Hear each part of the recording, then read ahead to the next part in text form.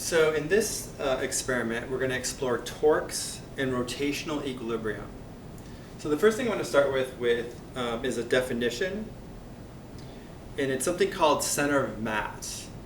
And you can think of it as the location in an object such that you can consider the entire mass to be acting. So it's a mathematical location in the object such that you can consider the entire mass of the object to be acting.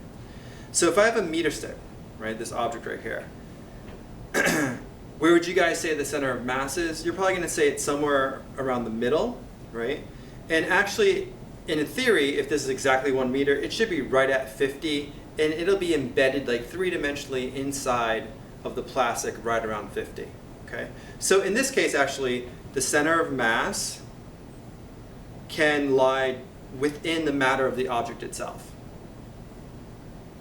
There's another concept called center of gravity, and it's the location on the object at which you can consider the entire weight of the object to be acting. Basically, for our purposes, it's exactly the same location. It's going to be around 50, embedded three-dimensionally inside the meter stick. In reality, there's slight differences between the center of mass and center of gravity, and I'll explain this a little more carefully in another video. Okay? Rotational equilibrium. So an object, and again, I'll use this meter stick as my object, is said to be in rotational equilibrium if one of two things is true. Either it's static, so it's not moving at all, and that's going to be the most common case that we see in lab and lecture in this course, or it could be rotating but at a constant angular velocity or constant angular speed, so a constant omega. So either constant angular speed or it's static. Then the object would be in rotational equilibrium. If it's undergoing angular acceleration, getting faster and faster as it rotates, then that wouldn't be rotational equilibrium. Okay? In every case that we see in lab, it'll be a static situation where it's static. Now it turns out if an object is in rotational equilibrium, then if you calculate the sum of the torques about any point that you choose as your axis of rotation, that sum has to equal 0. So the sum of the torques has to equal 0. And again, I'll explain all that in another video more carefully. Okay, what I want to do in this video is actually collect the data so you guys will have the data that you can analyze later. So the first thing that we need to do is we need to find the center of mass of this particular meter stick. So to do that, I'm going to put this knife edge on. I know it's going to be around 50, so I'm going to start this right around 50.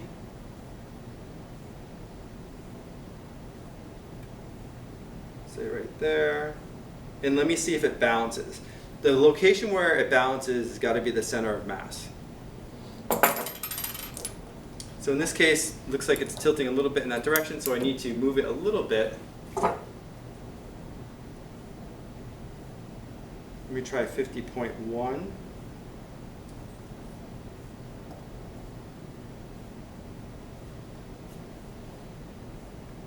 That's actually pretty good. So I'm going to use 50.1 as my center of mass.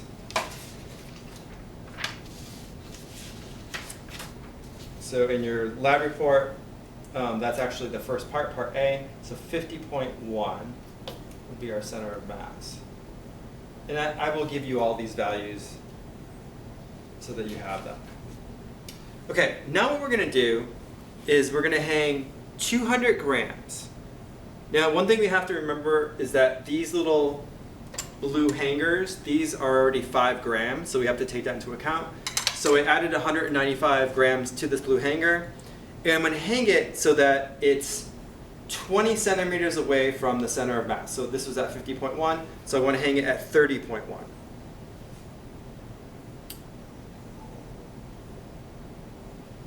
So right around there is 30.1. And then I'm going to balance it by hanging 100 grams on the other side. So at some location such that the meter stick balances and it's in rotational equilibrium.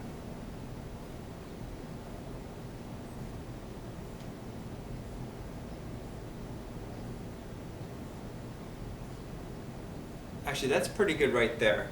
So we're going to use 90. So it's hanging at 90, and that's where it balances.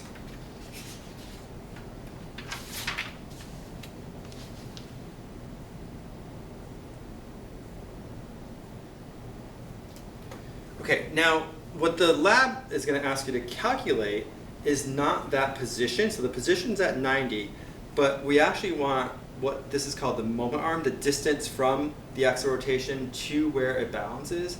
And to figure out that moment arm, we need to take the difference, right? So this would be 90 minus 50.1, and then convert to meters, right, to make sure that we're in SI units.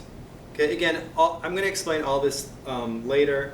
The important thing is that particular measurement is 90. So 90 minus 50.1 will give you your L2, which is the distance that you want.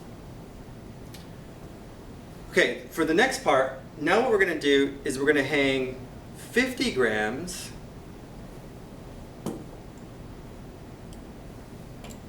(30 centimeters) away. So again, since my center of mass is at 50.1, I'm going to hang this at 20.1.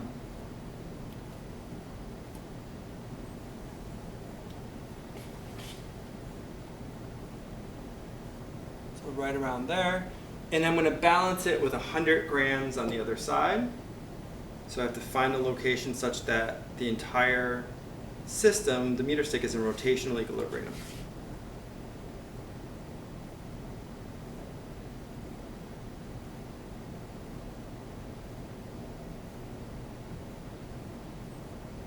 Actually, that looks pretty good right there. And I'm right at 65. So 65.0 centimeters is where I have the 100 grams. So again, what we want is actually that distance, which we're calling L2 in the lab manual and in your handout. So if you do 65.0 minus 50.1 and convert to meters, that's going to be the distance that you need for your lab. Okay, now what we want to do is we want to use the second condition for equilibrium. In this case, we were just verifying the second condition for equilibrium by doing those two experiments. And again, I'll explain all this more carefully in another video, but I want to make sure you have that data. So now what we want to do is we want to use the second condition for equilibrium to predict the mass of the meter stick. Okay? So the setup now is I'm going to move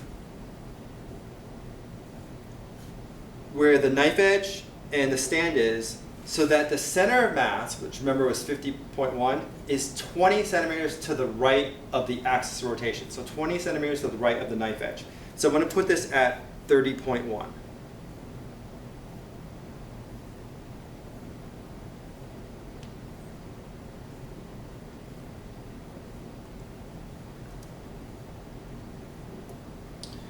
And then I'm going to hang 200 grams at some distance on this side so that everything balances. So it's in rotational equilibrium.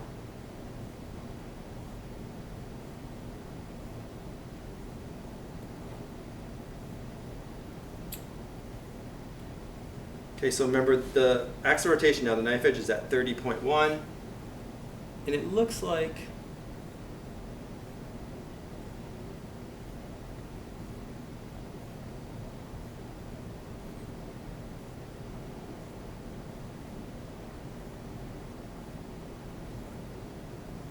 maybe right there, looks pretty good. And it's at 10.9.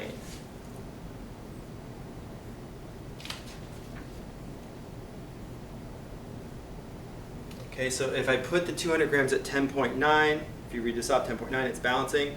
So again, the 10.9 is not the value we want. We want the distance, which is going to end up being the moment arm, from the axis of rotation to that point. So you have to find a difference. Do 30.1 minus 10.9. Okay, and that'll give you, I believe we call it L in this part of the experiment. Okay, and then we can use that to predict the mass of the meter stick. Okay, now there's another way I can compute the mass of the meter stick. I can simply mass this on the scale. So I will do that, and I will give you that value. And then we can compare what we got theoretically by using torques to what we get experimentally by massing it on a scale. All right, again, I will give you more background information on this lab in another video, but that should give you the data that you need to answer the questions from the lab handout.